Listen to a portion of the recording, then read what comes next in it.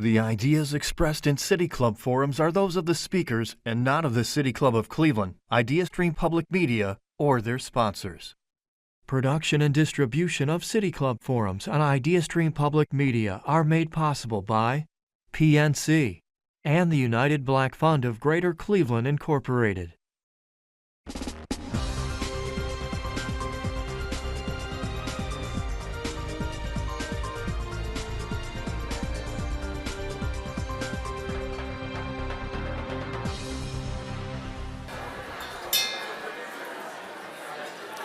Hello.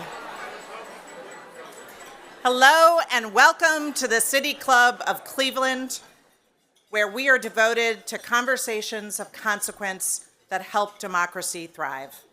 It's Friday, March 28th, and I'm Robin Minter-Smyers, a partner at Thompson Hine and a proud member of the City Club's Board of Directors. It is my true honor today to introduce this forum, which is the City Club's James S. Lipscomb Memorial Forum on Philanthropic Spirit in the Community. It is fitting that we are joined today by two of the region's most notable leaders in philanthropy, Lillian Curry, President and CEO of the Cleveland Foundation, and Rip Rapson, President and CEO of the Kresge Foundation. For over a century, the Cleveland Foundation and Kresge Foundations have worked to improve the lives of residents and champion equity in Cleveland, Detroit, and beyond. My own father, Stephen Minter, was part of this legacy, serving nearly 2 decades as the CEO of the Cleveland Foundation. Today, we are in the midst of a bold new era of legacy institutions thinking about the next 100 years of place-based philanthropy.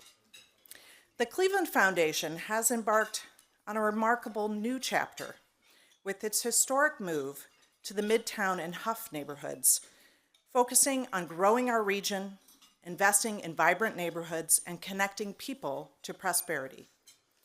In August 2023, Lillian Curry made history by becoming the first female president and CEO of the Cleveland Foundation. With over 25 years of executive and civic leadership experience and her special training as an architect, Lillian is known as an innovator, advocate, coalition builder, and problem solver. When others say it can't be done, Lillian tackles the thing and gets it done. Rip Rapson is President and CEO of the Kresge Foundation, a private national foundation founded in 1924, which is dedicated to expanding opportunities in America's cities through grant-making and social investing.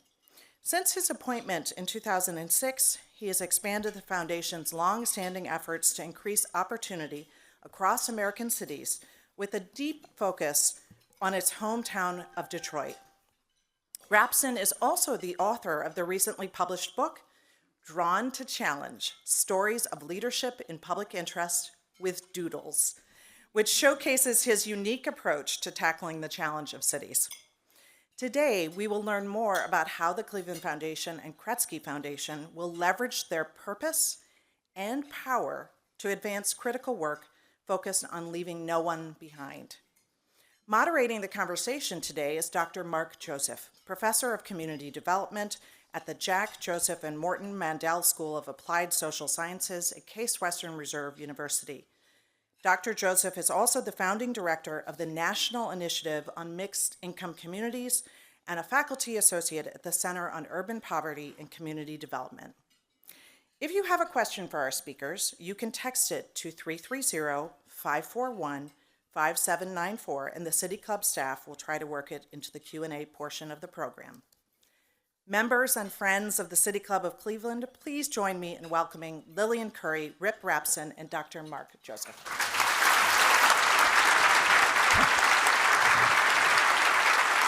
All right. Thank you so much, Robin. And wow, look at this audience, another full room at the City Club of Cleveland. Welcome, everyone. Great to be with you. Great to be with the two of you. Lillian, good to be with you again. Thank you. And Rip, welcome back to Cleveland. Thank you. Really, really good to have you here. quick moment of personal thanks just for the kindness that you've each shown me and the support for our center's work on mixed income and community building over the years. So thank you both. All right, let's jump in. We have so much to talk about, and that clock is ticking. Let's get started by making sure that folks in our audience know some high-level things about each foundation. Lillian, you've got a lot of fans here in the room and listening who are probably quite familiar with the Cleveland Foundation. But Rip, I know you've got a contingent of folks up in Detroit area who are listening in who may not know as much about the Cleveland Foundation. And then likewise, for many of you, you might be new to the Kresge Foundation. I'm very excited for you to learn more about it today. So what would you each want to make sure that folks know about your foundations? And Lillian, I'll start with you. Okay. Well, for Clevelanders who probably do know this, but I think it's important to note that we are the oldest community foundation in the country. Our founder, Fred Goff, who was here from Cleveland, a banker and a philanthropist himself, created the foundation out of a big, bold idea that he believed that a single will or trust was not sufficient to solve the larger problems of our times, and also to be flexible over hundreds of years for the needs that would come later. And so what happened was he created the world's first collective savings account. Mm-hmm. And that's what I like to say we are. And we are a place where I think you'll hear today what's important for me, for you to hear, is even though we're very big, we're $3.4 billion in assets, and we are the largest community foundation with the amount of unrestricted assets. But what I hope you'll hear today is not about the dollars, but about the way that we are organized to be able to be flexible and nimble for what the community needs today, and solve some of the large intractable issues of our times that are difficult, that take a long period of time to solve. And then also, the third part of the magic of the Cleveland Foundation is how we are able to bring together donors and people who want to give their generosity back and can do it with and through us. And for me, that's the secret sauce of the Cleveland Foundation and why I believe in the power of community philanthropy. I think it is the future of cities. I think we're important to cities, and I hope you hear that today through everything we talk about. Thanks, Lillian. Rip? Can I just cede the rest of my time to Lillian? Would that be all right? I can't tell you how inspiring I find both Lillian as a person and Lillian as a leader of this incredible institution. So welcome, everyone. Thank you for making the time. You know, if there are ever two cities that were sister cities, there's really Detroit and Cleveland. So I feel like I'm walking some of the same streets that I do in Detroit. It's a great feeling. The Kresge Foundation was founded by Sebastian Kresge, who founded Kresge 5 and Dimes 100 years ago. That grew into Kmart. Kmart became too big to be a family foundation, and so they sold their interest and created the trust. And so for the last 20 or 25 years, we've really focused on cities, which was a big shift from what we had done from the previous 25 years, which was to invest in building projects, including Playhouse Square. We were one of the earliest and largest investors in Playhouse Square, thanks largely to a wonderful man who I don't think is here, named Bob Story. Bob was on our board for many years and never let the Kresge Foundation remember that Cleveland was right next door. But we shifted away from capital to become more of a sort of a broad-based philanthropy with discipline-based programs and health and human services and education, environment, arts and culture. And over the last many years, we've sort of put a stake in the ground around working more intensively in place, not just in Detroit, but in Memphis and New Orleans and Fresno and Birmingham and Baltimore and other places. And so what we've tried to do is sort of blend the local focus of what we've learned and gained in Detroit with a sort of a discipline-based focus. And I think what makes us interesting is that our discipline-based work has to understand how to work contextually in place. And our contextual local work has to take full advantage of what our fields of human services and education and the environment know about what's going on nationally. So I think what we'll hear is that ultimately, when you land in place, you have both the advantage of the contextualism of knowing the terrain, and you can also pull on the threads of discipline-based expertise that's invaluable. Wonderful. Thank you both. So the focus of our topic today is the value and focus of place-based philanthropy. And both of you are trendsetters, really, in what philanthropy can do in cities. And Robin introduced you correctly as regional leaders, but really you're national leaders. And that's one of the things when we get to go to cities around the country and hear people asking about the things that are happening here in Cleveland. Sometimes we lose sight of that when we're here and we have them in our own city. Rip, you were very modest a moment ago. He talked about the shift that the Kresge Foundation made. Well, please get his book and read about how he made that shift. And it was a very bold call because the foundation was extremely comfortable with going in one direction, and there's a shift that he brought to the table, so read about that. But can you help our audience understand what is the possible role and value of foundations in their cities? Lillian, let's start with you. Yeah, I think that for the foundation, this very chapter that you're referring to, Rip actually outlined the power of place-based philanthropy. And so I'll say what it means to me is in this chapter, which is we can, first of all, take on the most gnarly, intractable issues that no one else will take on. That's written in the chapter. Second is, and we can take the long view. Second is something that I think my predecessor, Ron Richard, really brought to the Cleveland Foundation, but Rip brought to Kresge Foundation, which I sit on the shoulders of this, was to make philanthropy willing to be more courageous and take more risk and place bigger bets, right? That these problems require us to do so. Third is using our whole toolbox is not just thinking about traditional grant making. And for us, that also shows up in how we move to MidTown. It shows up in how we're doing, Stuart Cole's here, chair of our investment committee, how we're thinking about our endowment and using it for place in a way that hasn't been done before. And I hope I'll be able to tell this story of the Cleveland Impact Pool. And so these principles, I think, are showing up for us every day, and in our times today are even more important. For us, there's additional than Rip described, because we are a community foundation, which is different than a private foundation. And one thing that the Cleveland Foundation is aspiring to do is to expand who is a philanthropist and who gives through the Cleveland Foundation and how. Because I think the future of philanthropy actually lies in Fred Goff's original idea, which was how the collective power of people and generosity could be harnessed, not for individual things, for collective good. And so the numbers I'll give you that astonish me every day is that in America, there is $500 billion of giving a year. And of that, only 20% comes from structured philanthropy. That means $400 billion is coming from individuals. That could be giving to your church or giving to another organization. These are individual givers, small amounts, big amounts, right?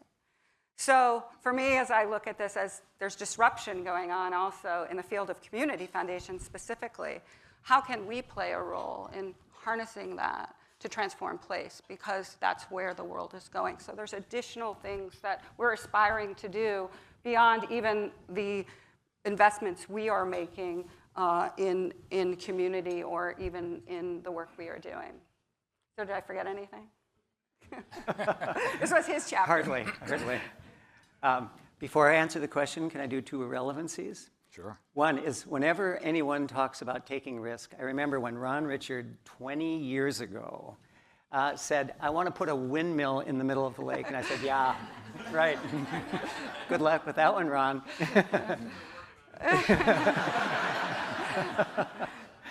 And then when Lillian arrived, risk all of a sudden took on the meaning of an unbelievably audacious movement of an entire foundation into one of the most disinvested neighborhoods in the city, complete with all of the surround of the build-out that they've done. It's just remarkable. So let me just, before I answer your question, one more thing is that in this kind of crazy, topsy-turvy world we're in, there are almost no absolutes. But there is one, and that is that the Cleveland Foundation is the finest community foundation in America. Full stop.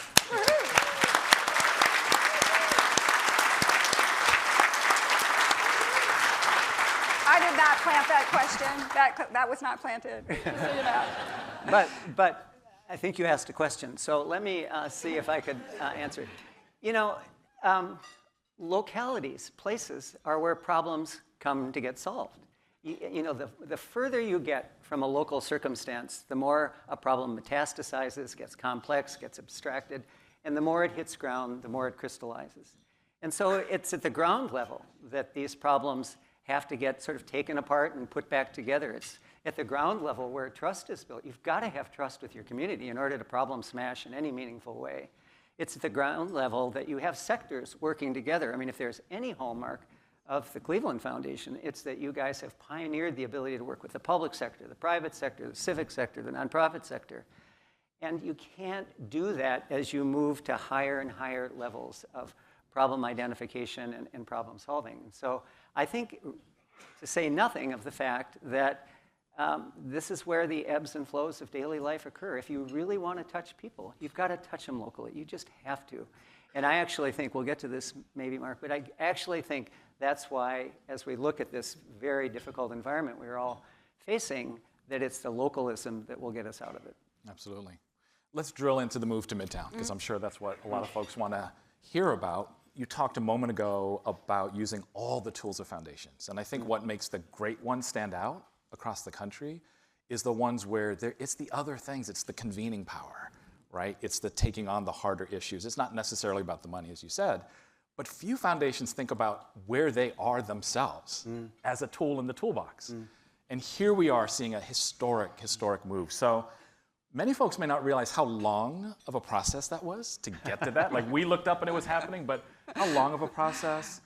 And then once you arrived at, yes, we're going to do it, then it's how do we do it? And all the work that is still unfolding about the how to make this move and what we will all learn together here in Cleveland about that. So pull back the curtain a little bit, tell us about it, and what does it signify for you about the future of the foundation? How much time do we have? Because I could talk about this forever.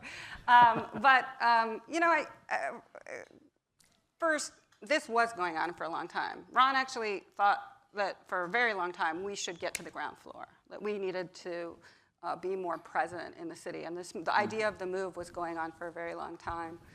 And there are so many aspects of this that have changed us as an institution going through this process. We're very different today. So I like to say that our move was not about a building. Right. And so it was really about a foundation who wanted to think about what a community foundation should be, how more open, warm, welcoming, transparent. Like, why does community philanthropy have to feel like it's behind the curtain, right? We are the community foundation.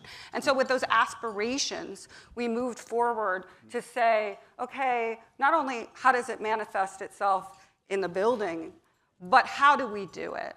And who do we do it with? And LaJean Ray is here, the head of Fatima, who has, from the very beginning, been one of our toughest but best partners in helping hold us accountable in terms of how we're doing it. And credit to Robin and her father. Like, I ask myself all the time, what would Steve Minter think, right?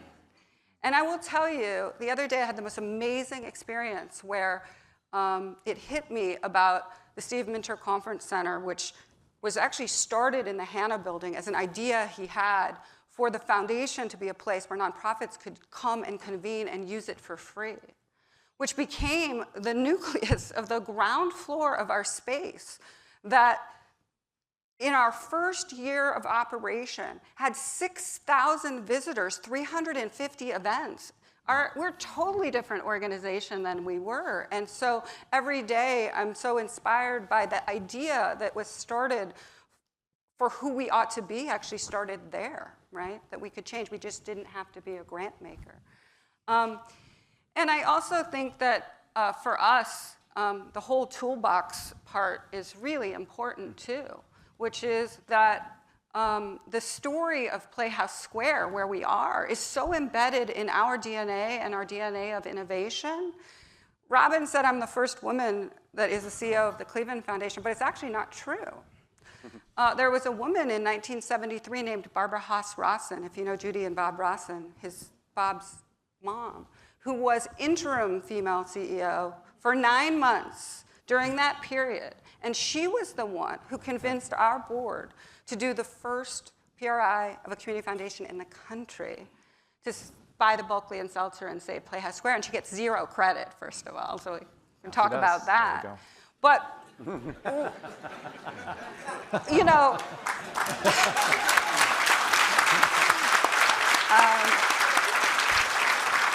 and that was real courage, you know, the courage for that.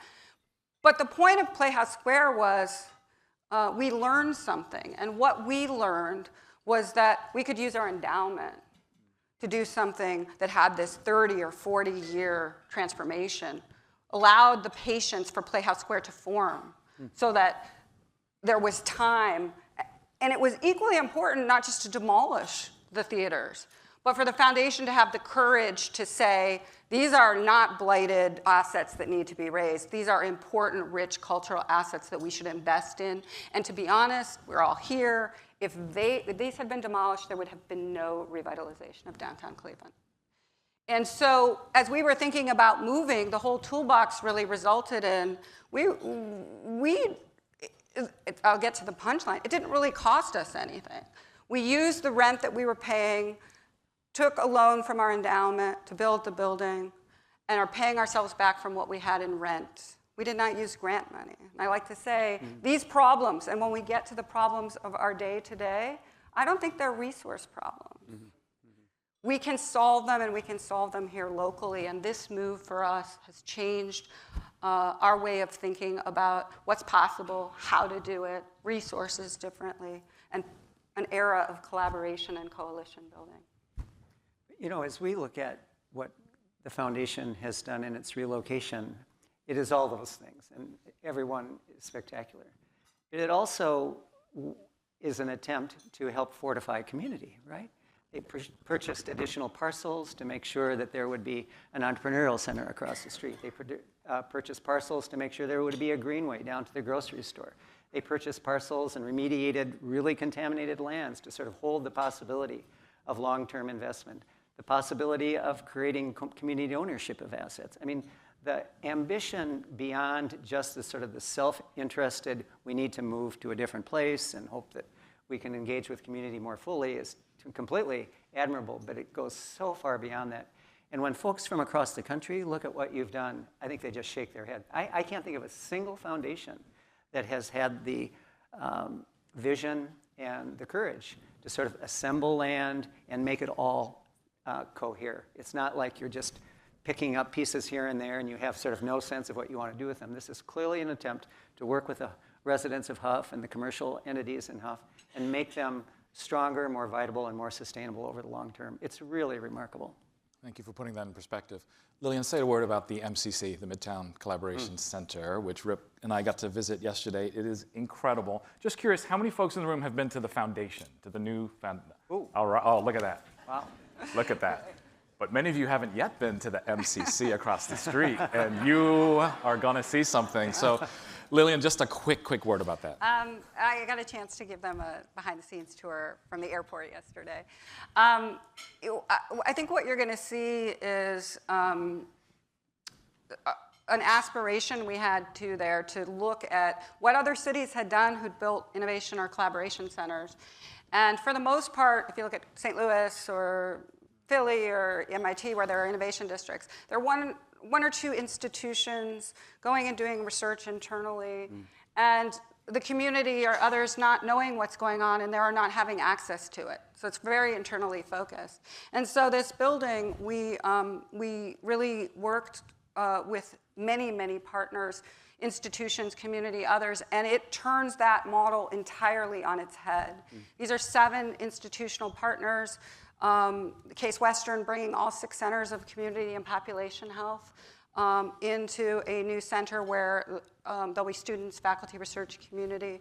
The Cleveland Institute of Art, who I see back there, is building a new interactive media lab and technology center that they were so blown away. It doesn't exist today, I venture to say anywhere, where students will be working on game design and virtual reality. But I had an experience the other day where I just happened to be over there, and Legine was there.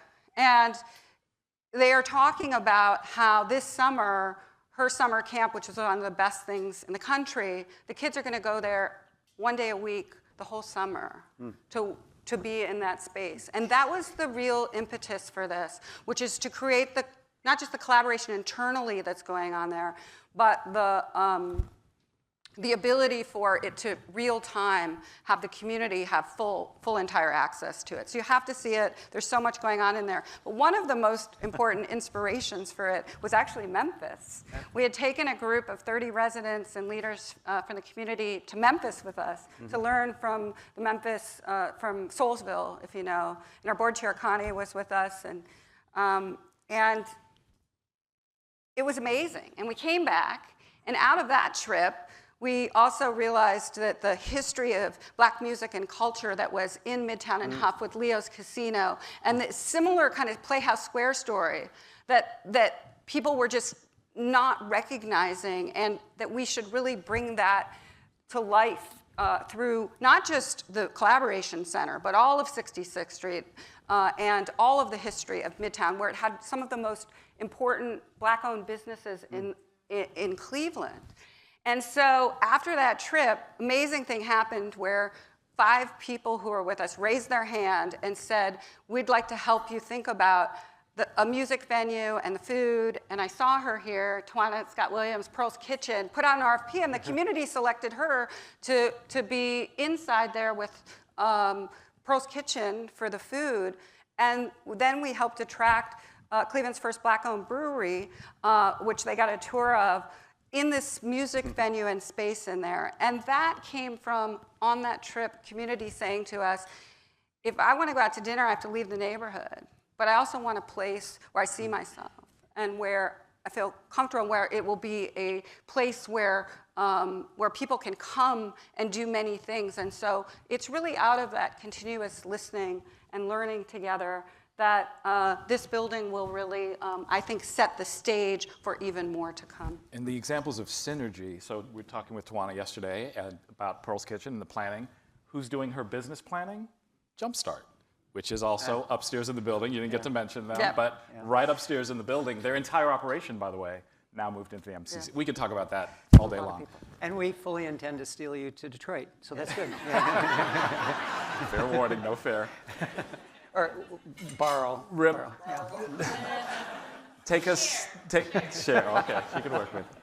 Take us to the ground in Detroit. And I really do hope folks get the book, because there are so many stories. So this is hard for you, because you've got to pick one in all your time. But one story, I mean, what we're trying to do here today is give inspiration and specifics about what foundations can do on the ground to be transformative, even in challenging moments. And you all have been, as we know, Detroit has been through some massively challenging existential moments before. Which one would you pick to share with us for inspiration? With Detroit, where do you start? Let me roll back the tape to 2008, 2009. You're all familiar with the recession that we all went through, the housing foreclosure crisis that we all went through. But in Detroit, we had our big 3 automakers and the entire supply chain, of course, down into Ohio, collapsing. And we also had the unfortunate circumstance of having a mayor become indicted and take about 30 of his best friends to jail. And so from about 2008 to 2012, there was no civic infrastructure that was properly resourced and properly, with proper capacity. And so foundations had to really make a choice, whether they could step in, and not to substitute for the public sector or for the private sector, but to create scaffolding that would be sufficiently strong to hold until those sectors return to their rightful role. And so Kresge, as the largest local funder, took the lead in that. And we created a whole suite of investments around land use, small business development, created a light rail line, if you can imagine Philanthropy doing that, created a new arts and cultural support program, on and on and on. And the point was that we needed to recognize that there was plenty of leadership in the community. There was plenty of resources, not always financial resources, but there were plenty of resources in the community. And so it actually held us until 2012 when we declared bankruptcy. But that's another story. But the reason I wanted to mention that was that during the bankruptcy, the judge said, we can solve our pension problems, and this was the largest municipal bankruptcy in American history. We can solve our pension problems, we can solve our credit problems, we can balance the books of City Hall, but I'm not approving the bankruptcy unless Philanthropy and Dan Gilbert and Roger Penske and a handful of other folks can commit to us that we won't be back here in 2 or 3 years. And so how do you do that? You can't point to particular investments and say, we're just going to keep investing in that. We tried to identify roles that Philanthropy could play that would help in particularly those difficult circumstances, but actually in any circumstances. And I could just tick them off really quickly, Mark. One, and they sort of build on what Lillian has already said. One is that you can be a powerful table setter. If you want a land use plan and the city of Detroit is incapable of planning it, you can actually gather people, resource it properly, and create a land use plan that endures. If you don't have a CDFI, a community development finance infrastructure in the city, you can actually help bring them in, you can help fortify them, and you can help grow it indigenously. We did that. You can take risks, and we did a whole suite of investments that sort of took the first layer of risk away from the banks and away from private investors to start the flywheel of economic and residential development in the city. You can serve as a guarantor of value. You can actually invest in things that signal to the markets that there is a future. Think Playhouse Square, in our case. Think the riverfront. Think a light rail. Those are the kinds of things that the private sector needs in order to justify thinking about long-term investment. You can serve as a Sherpa. You can actually help outside talent, outside investors understand what's on the ground, where you could be most beneficial, where you might step on a landmine if you're not careful, where you can be disrespectful to community. And sixth, you can serve as a steward of very fragile ecologies, human services programs, arts and culture programs, and the rest. And what we found, sorry, Mark, for the long answer, but what we found was that not only served us in this interregnum period between the downturn and the bankruptcy, but afterward. It helped in COVID, it helped in the post-George Floyd era, it helped in all sorts of ways, because those are essentially ways of working that over time become manifested differently depending on what the nature of the challenge is. And I think that's what you're looking at with Lillian and her team. I mean, when you sort of scroll through all 6 of those roles, they're hitting every single one of them. And it's really powerful. Beautiful. Thank you, Rip. Speaking of courage and foundations, what I really appreciate about the book is the detail of the conversations behind each of those things. You literally lay out, you're sitting at a table across from a judge, across from a mayor, and this is what they said, and this is what I said. And it took courage, but that's, for us, so much of philanthropy can be this black box. Mm-hmm. We don't know what happens. We don't know what, and you lay it out. In some cases, you've got a letter that you share. I guess it was a letter, not an email back then, that derailed your, that wasn't meant to be funny. Sorry, Rip. But this letter derailed your run for mayor in Minneapolis, which was a lot of momentum. Probably would have happened. And you share it now. Years on, time has passed. But thank you for sharing that level of detail, because it's what those of us moving on the next generation need to hear. All right, one more thing before we open up, because I know you all will have questions and deserve your time for questions. But let's just go head on in this moment, in this time. Disruptions to public, private, nonprofit, every sector of society being disrupted. You've touched on it a bit already, but what can foundations do, philanthropy, in this moment? Lillian, you've said you've never been more hopeful, which is shocking, right? I haven't looked at the news today yet to know what happened. So what can give us hope in how philanthropy, in moments like this, can lean in, and what would you share with us? You want me to go first? I'll go first. Please. Yeah. Britt's going to be embarrassed, and he doesn't know what I'm going to say. But you're going to say, where's she going with this? But there is a chapter early in the book about his father. And if you don't know who Rip's father is, his name is Ralph Rapson. He was actually an architect, so you can tell I liked this chapter. But that's not why. As an aside, Ralph Rapson invented something called the Rapson rocker. So go Google that. It's every other rocking chair that's modern today is a derivative of his father's rocking chair. But this chapter and why it relates to our times for me is it has an interesting title that I had to think about a lot. It's called Principled Intransigence. And the titles of his chapters are really interesting. And the point of this chapter is that his father, who was the architect who was hired to do the Guthrie Theater, persisted through some of the most important lessons for me in this chapter. One, he wasn't the first architect of choice. He did not get along with Guthrie. And he had to stay true to his principles through this.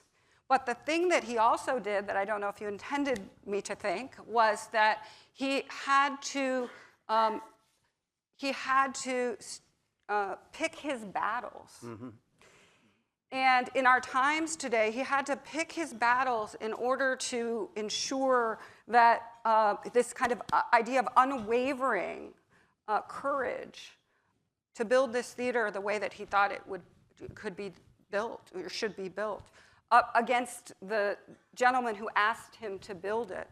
And the end of this story is that what he did was like a day before the opening, the seats weren't in, and he was adamant that this theater, which needed to change the mold of theaters to be more interactive, he would not put the seats in because Guthrie wanted them to just be like one monotone color. And he felt like they had to be colorful in order to create this new interactive environment. And you know what he did? He waited until the last minute so they couldn't be taken out. And he wheeled these thousands in. I'm not suggesting people do things like this, but the point is, if you now Google this, it's the number one image, that you see when you do it is these chairs which changed the game for how people thought about interactive theater going forward. And the lesson for me is in these times is that we have to stay true to what matters most for us. We have to fight for it. We have to be principled about it. And we have to also be smart about what the battles are that we choose in community. And because then we can make change. And so that story for me is really about courage and leadership and a whole host of other things. So thank you for that. Rip, as I toss to you, you have this beautiful phrase at the end of the book, an alchemy of shared purpose. And you talk about how crucial common ground is, but then you say yourself, that feels quaint in these times. That feels like naive in these times. So I'm sure you don't believe that. Talk to us about the power of common ground in these moments and what you see us needing to do. Maybe I can then circle back to where I began. Because I think so much is being talked about common purpose, bipartisanship, stripping away ideology. And I just think this is not the time to do that in Washington. But it is the time to do that in Cleveland. And it is the time to do it in Detroit. And I think it's almost like reverse engineering. If we can certify the objective we seek and then assemble the right tools in the right doses, in the right sequence, at the right pace, with the right players who are equipped to use the tools effectively, then you make progress. And I think that's, frankly, the only choice we have. That was such an exquisite answer. I can't improve on it. But I do think the times are going to require us to be a little bit patient. Some of this is kabuki. Some of it is so crazy that it is going to have to settle, but it will settle, and it is settling. It is hurting people. It is depriving people of all sorts of fundamental norms and freedoms. And when that becomes clear, then to Lillian's point, we need to be very strategic and realize what is it that philanthropy can do, to be sure, but what is it a community can do? That's where the reverse engineering becomes so important. What can our private leaders do? What can our community leaders do? What can our foundation leaders do? What can our our public officials do. And I think therein is the alchemy. Beautiful. Thank you, Rip. Thank you, Lillian. All right, let's get to some Q&A. And for our live stream and radio audience who might have joined us midway through, I'm Mark Joseph. I'm a professor of community development at Case Western Reserve, the Jack Joseph and Martin Mendel School of Applied Social Sciences there. And I'm serving as moderator for today's conversation with Lillian Curie, President and CEO of the Cleveland Foundation, and Rip Rapson, President and CEO of the Kresge Foundation. So we welcome questions from everyone, City Club members, guests, as well as those joining via our live stream at cityclub.org or live radio broadcast at 89.7 IdeaStream Public Media. If you'd like to text a question for our speakers, please text it to this number, 330-541-5794, 330-541-5794, and City Club staff will try to work it into the program. And may we have the first question, please? Hello, Meryl. Hello. This is a very important program. In today's environment, philanthropy is going to become more important than ever.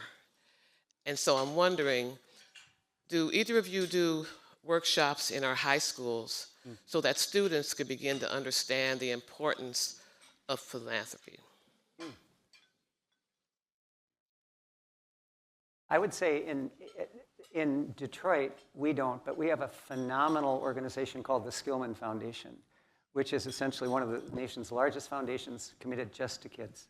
And they are doing an enormous amount of this. They're trying to improve the civics curriculum. They're trying to understand sort of the different parts of a civic ecology. And they actually have designed new curriculum for the Detroit public school system, in which the kids really do learn much more about how civic problem solving is done, not just philanthropy, but all across the spectrum. I love this question because, as I described earlier about our desire to think about what's the future of philanthropy, it's a brilliant idea of us actually going and asking young people who give totally differently, who care about things totally differently, about us thinking about actually as a place to start as we rethink what the next 100 years looks like, that we go and ask young people. My question is that there was a talk about increasing the giving by the foundations to support the food banks, the public schools, and so on and so forth that are being dramatically cut back.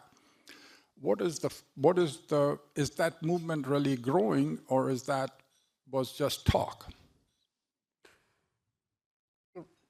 I think it's a little bit of both. Yeah. There are foundations, particularly national foundations, who don't quite know how to land locally, who are pooling funds for litigation, for public advocacy, for a whole suite of things. Local journalism, the MacArthur Foundation has taken the lead on. I would say, though, the other side of the question is a little bit what I said before, is before we start throwing money at something, let's understand what we're throwing money at. Let's understand where the pressures are coming and where we can be helpful. If it's going to fall to philanthropy to make up for all of the loss in public funding, we're lost on day one. The Detroit public schools will get more of a cut in their budget than we give annually. And so we just have to be very careful that we understand, is it bridge support? Well, you need something on the other side of the bridge. And if the money is going away, we may need to think about different systems in order to feed into them. Is it local litigation and defense? Probably. If you're concerned about immigration, you want to park a big amount of money there. Is it public advocacy, trying to create the case for the power of local nonprofit work? Probably. I just think this is a very complicated thing because it's everything everywhere at once, right? And so you've got to pick your moments, understand what your tools are, understand who your partners are, and then I think we can have a conversation about, do we then need to put more money on the table? Probably, yeah. Well, one thing I would add is that the thing I've come to truly appreciate from being at the foundation this long is that we have seen many different crises that I've been there. So I was there through the 2008 crisis, through COVID, George Floyd, and the one thing that a community foundation can do, and our community foundation specifically, is be very nimble to think about a whole host of things that we can do. And for example, some of our practices as a community foundation, one, we about half of our grant making is what we call immediate or responsive, and half is more long-term and strategic. Is we were able to flex in COVID. Our board met every 2 weeks, and that kind of 50-50 split could change to be more immediate and responsive. And to do that in 2008, we have increased our payout before, but we also had things in place that made it really, really possible for us to do more. Like in 2008, we calculate our giving over a 3-year rolling average. So at the time when a lot of foundations had a lot less money to give out, we were able to give out the full amount every year because we book our dollars in a certain year, and that practice allowed us actually to do more, not less. So we have a whole host of things that we can do to be really, really nimble and responsive, and I think our board, we're having conversations about this, but some of it won't just be dollars for us. It'll be a whole host of things that we can do, and we will look at all of them. And so, and in COVID, one of the things that was truly extraordinary was the amount of donors. It was one of the most important times in our history that donors collectively gave large amounts of money to the COVID fund in a way that we hadn't figured out actually before that time of how to put them to use for very immediate needs. So we can do those kinds of things. And I think the mechanism of a community foundation is, for me, just such a great platform for both these crises and then for what's possible for the long-term change. Just a quick punctuation. I just came from Memphis, where about 35 folks from New Orleans came to visit a like number of folks in Memphis to try to talk about, over the next 2 or 3 years, how New Orleans can sort of fortify and grow its medical district. Not just institutional investment in their own buildings, but actually build a district of affordable housing, walkable streets, small job creation, career laddering. And that's all private money. And that's money that we couldn't possibly step in to support. But what we can do, to Lillian's point, it seems small, but it actually was profound, to watch the room work, was to bring those folks together. And so philanthropy can do that sometimes. They can sort of step back, be a neutral broker, be a safe place for people to come and share ideas. That'll only get you so far, but it will get you some way of the distance. Just quickly to jump in, moderator's privilege, a safe space to bring ideas. One of the challenges in this moment where the calculus is, am I in the line of fire, or if I stay really quiet and don't do anything, will I stay out of the line of fire, is so many people staying on the sidelines. And Rip, you tell a story in your book about a gang leader in Detroit who would only come meet with you. And you had to go in, and it was fun talking at dinner about this with the trepidation, but would say, I'm willing to come talk with this person who I see. I see that as a safe space. Or someone else who was going to turn themselves in only to you. Can foundations provide that space, right? You may not know how to move in this moment. Come talk to us. Come talk to us, and we will help you think that through. We can help create the forums for quiet conversation where you can talk together, because when you're keeping your head down, you're also not talking to your friends. My question, I'm inquisitive, as you know, Lillian, that we have a foundation where we empower vulnerable population around the world, globally and locally, and some of the pillars are education, health, and civic engagement. But what we struggle is, and we give grants to other organizations because we don't manage that. And I have a twofold questions for both of you. Is how critical is endowment in terms of your foundations, because both of you have billions of dollars of endowment. How did you guys manage to get to that point? And what we struggle is when we give grants to a lot of organizations overseas and here globally, nobody has a concept, unfortunately, of endowment. How do you promote endowment so we can be sustainable as foundations in giving? Thank you. Well, first of all, I think it is critically important to think about the power of an endowment and what it can do. And so I'm going to tell a story of a very, very kind of something we're working on here. And credit goes to Mayor Bibb for this, but also for Fred Nance and Brad for something I'm going to tell you about the Sites Fund. But this model, for me, is going to tell why thinking about permanent endowment is so important. So Mayor Bibb had committed $50 million of ARPA money to the Sites Fund, and to go and to assemble large tracts of industrial land in Cleveland for economic development. It was a huge, huge amount of money. And we began working with the team and the mayor and everyone to say, could the foundation participate? Could we partner in a whole new way? And the model that we really helped develop with the mayor and the Sites Fund is to not spend that $50 million, which sounds like a lot of money. But it really, if you really think of what it takes to take a very large site and clean it up, that's upside down, and the environmental costs, you really won't make a dent in the problem that is we have 5,000 acres of vacant industrial land in the city in every neighborhood next to every home across the city. That is a big, gnarly problem, right? Big, gnarly problem that seems like it's not possible to solve. And through the innovation and brilliance of the team and the leadership, we said, wait a minute, what if you brought it to the Cleveland Foundation and our board committed $10 million, we're going to help raise another 40, and if you can get to 100 and you endow it, we can clean 3 or 4 sites a year for the rest of our lives, and we'll all be dead and we won't be here, but that will clean up the whole city. It will solve the problem, and it won't wait for money to fall from the sky from the federal government, and oh, we did that, right?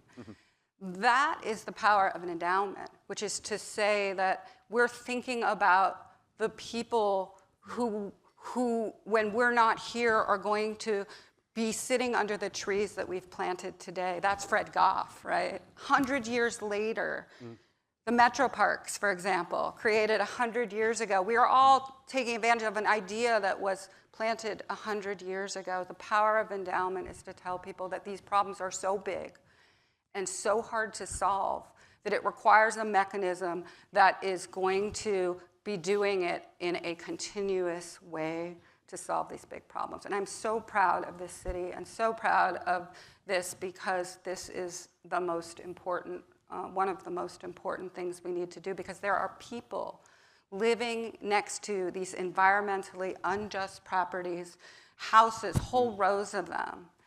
And so for me, that is why you do it, because $50 million isn't going to solve the problem. It's not even going to put a dent into it. But the endowment will. Rip. Thank you.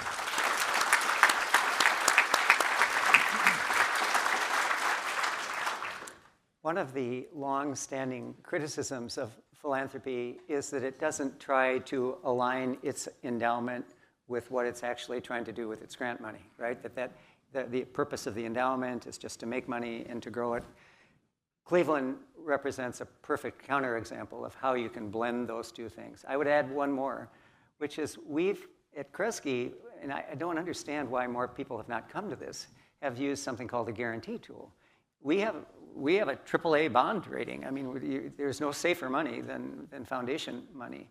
And if we guarantee repayment of things through our endowment, we may never end up having to pay a dime, and yet can actually precipitate the kind of transactional progress that we all hope for. And we have probably put $300 to $400 million of guarantees onto different projects without a single default. Without a single default. So when you think about that, if you put all of that money to work and let it sort of sit on our balance sheet, it's not a bad result. But the more you can think about your endowment in creative ways, and I know that the Cleveland Foundation has got like 8 different ways they're thinking about using their endowment more creatively. I think your question is absolutely right. Right. Okay, thank you. All right, well, I see our signal that our time has come up, so Robin will invite you back up. Thank you very much to Lillian Curry, Rip Rapson, and Dr. Mark Joseph for joining us today at the City Club.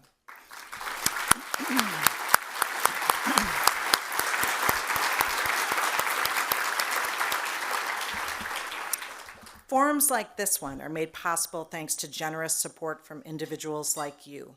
You can learn how to become a guardian of free speech at cityclub.org.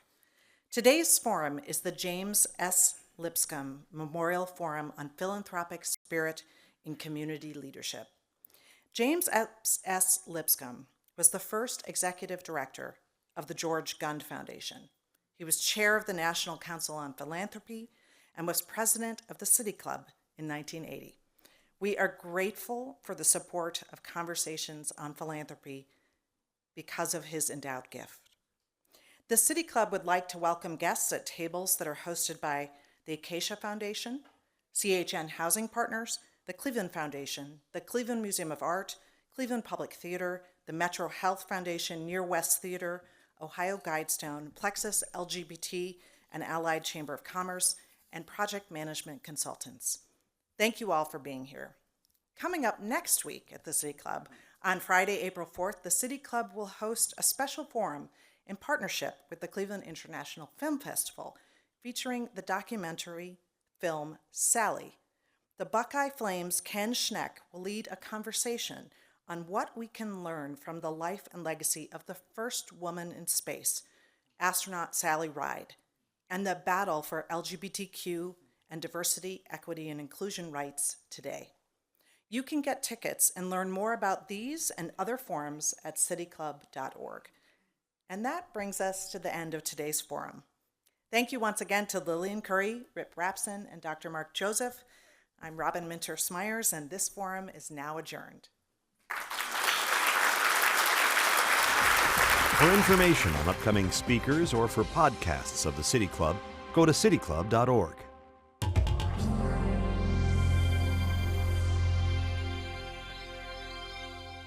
The ideas expressed in City Club forums are those of the speakers and not of the City Club of Cleveland, IdeaStream Public Media, or their sponsors.